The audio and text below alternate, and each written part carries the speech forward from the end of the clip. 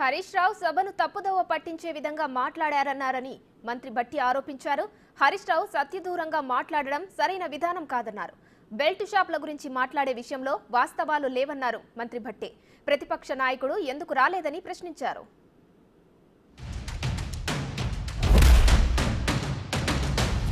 ఈ ఆర్థిక సంవత్సరం ఎక్సైజ్ మీద 7,200 కోట్ల రూపాయల ఆదాయం పెరుగుతుంది.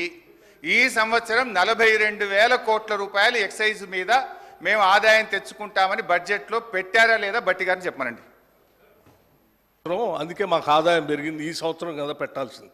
నిజమే, మేము కూడా అనుకున్నాం ఈ సంవత్సరం కదా యాక్షన్ పెట్టాల్సింది. మీరు ముందే ఎందుకు కూర్చారు అధ్యక్ష? ముందే ఎందుకు కూర్చాను? ఎందుకు కూర్చారు? మీరు ఈ సంవత్సరం పెట్టాల్సిన యాక్షన్ మేము ముందే ఎలక్ట్రికల్ కంటే ముందు ఎందుకు పెట్టుకున్నారు? అంటే ఏదో దాంట్లో ఎంత దొరికితే అంత దోసుకుందాం అనే ఆలోచన మీద, అది తప్ప ఇంకోట. రెండోది నేను ఇంకోటి చెప్తున్నా. ఏంటి అధ్యక్ష, టానిక్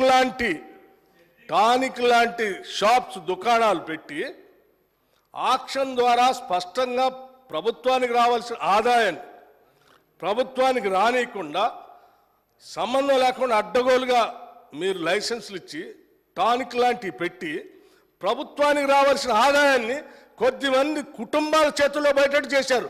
అటువంటి దాన్ని మేము పోనీయం.